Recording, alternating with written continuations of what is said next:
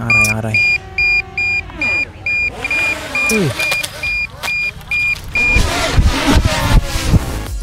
मैं इस वक्त जियो वर्ल्ड कन्वेंशन सेंटर में आया हुआ हूँ और यहाँ पर आने के पीछे का कारण है यूट्यूब का एक इवेंट जिसके लिए हम लोग यहाँ पर आए थे। और यहाँ पर इतने सारे झंडे देखने के बाद मुझे ऐसा लगता है कि इतने सारे देशों के लोग यहाँ पर आकर गए होंगे। इस पूरे इवेंट में क्या होने वाला है वो सब कुछ आपको देखने मिलेगा इस वाले एपिसोड में।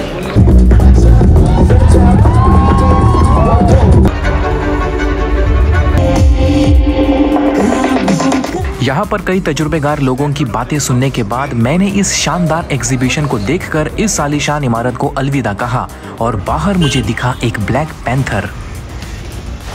दुनिया का एकमात्र ऐसा जानवर जो कि हवा में उड़ सकता है, कौन सा है पता है आपको? मैं आज आपको बताने नहीं बल्कि दिखाने वाला हूँ, लेकिन उससे पहले आपको ये दिखाना है। YouTube ने हमें शुक्रिया अदा बोलने के लिए दिया था और अब मैं आपको दिखाने वाला हूँ कि इसके अंदर क्या है। जो भी है बड़ी काम की चीज़ें हैं और हमारे तो बहुत काम आएगी, जिनमें से एक है ये पानी की बोतल। ये नायाब लग्जरियस डायरी, जिसे पता नहीं क्यों लेकिन आगे और पीछे दोनों तरफ से कांच का बनाया गया है।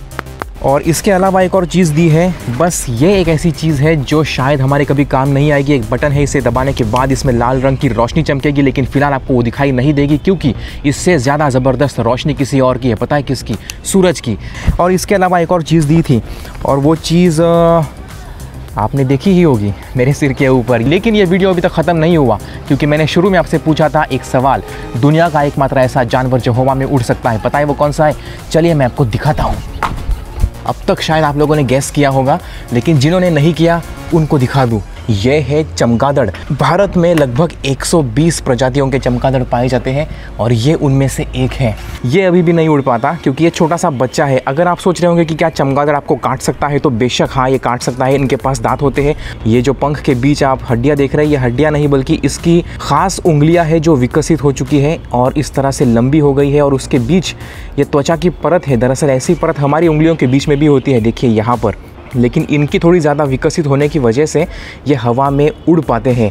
और चमगादड़ अगर आपको काटे तो थोड़ा सा जोखिम हो सकता है। वो इसलिए क्योंकि इनके अंदर रेबीज़ जैसा वायरस भी होता है। इसके पंख जब खुल जाते हैं तो ये मुझे बैटमैन की याद दिलाता है। इसने अपना मुंह भी खोल लिया है और मैं अपनी उंगली इसके मुंह के करीब लेकर नहीं जाना चाहता क्योंकि ये मुझे काट लेगा।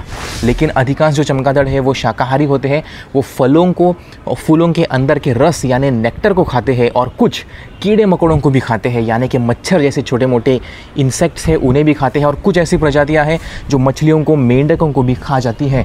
और जब तक ये छोटे हैं तब तक ये अपनी माँ का दूध पीकर ज़िंदा रहते हैं। आपने बिल्कुल सही सुना, चमगादड़ों के पास भी दूध होता है क्योंकि ये एक स्तनधारी प्राणी है और ये कोई पंछी नहीं है। दुनिया का एकमात्र ऐसा जीव जो हवा में उड़ सकता है। चलिए मैं इन्हें यहीं पर छोड़ दूंगा। उम्मीद करता हूँ कि ये अपनी ज़िंदगी आराम से बिताएंगे वहाँ पर। फ़िलहाल मेरे पास आराम करने की फुर्सत नहीं है क्योंकि हम शार्क की एक डॉक्यूमेंट्री बना रहे हैं और हमें उसका एक सीन शूट करना बाकी है। तो अब हम जाएंगे समंदर किनारे पर ताकि हम हमारे छोटे से हेलीकॉप्टर को यानी ड्रोन को उड़ाकर आपको समंदर की असीम खूबसूरती दिखा सके।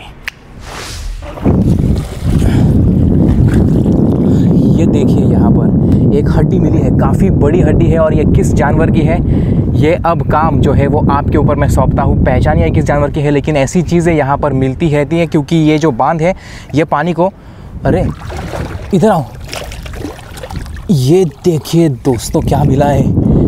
इतना खूबसूरत और इतना बड़ा शंख दिखाई नहीं देता। छोटे मोटे तो बहुत है लेकिन ये काफ़ी बड़ा है। यकीन मानिए इससे भी ज़्यादा बड़े और इससे भी ज़्यादा खूबसूरत शंख यहाँ पर होते हैं, सीप यहाँ पर होते हैं। अब शुरुआत काफ़ी अच्छी हुई है, मुझे नहीं पता आगे क्या मिलेगा, लेकिन देखते हैं। इसे तो मैं अपने घर पर लेकर जाऊँगा। इस वक्त जो पानी है वो अब धीरे धीरे बढ़ने लगा है। हमको लगा था कि ज्वार का पानी उतर रहा है, लेकिन ऐसा नहीं है, पानी तो बढ़ रहा है।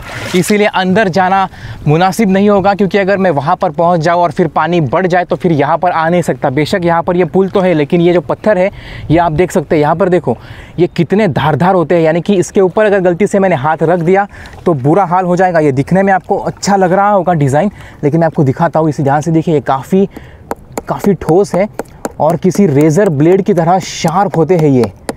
इसका मतलब है कि इसके ऊपर चलना किसी ब्लेड से बने सतह के ऊपर चलने जितना ही खतरनाक है। अगर घाव लग गया तो काफ़ी खून बहता है। इससे पहले भी हमारे साथ ऐसे हुआ था। अब इस पूरी जो पत्थर का बांध है यहाँ पर आप देख रहे हैं, इस पूरे बांध के अंदर छोटे मोटे जीव फंस जाते हैं। कभी कभार ऑक्टोपस जैसे जीव भी दिखते हैं। लेकिन हमारी किस्मत ख़राब है कि पानी अब बढ़ रहा है, धीरे धीरे बढ़ रहा है, इसलिए उन जानवरों का दिखना काफ़ी मुश्किल है। तो अब मैं इसमें फंसने के बजाय यहाँ से बाहर निकलूँगा और कल दोबारा आऊँगा, क्योंकि हमें यहाँ पर एक ड्रोन का सीन भी शूट करना है। तो चलो कल मिलते हैं।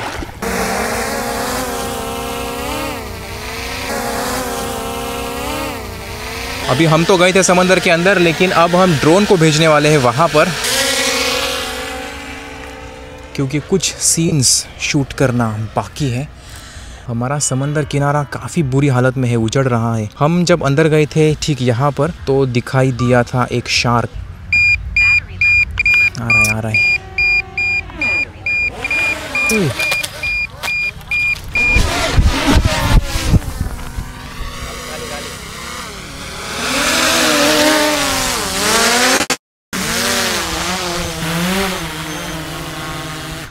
इसे कहते हैं क्रैश लैंडिंग मेड सक्सेसफुल।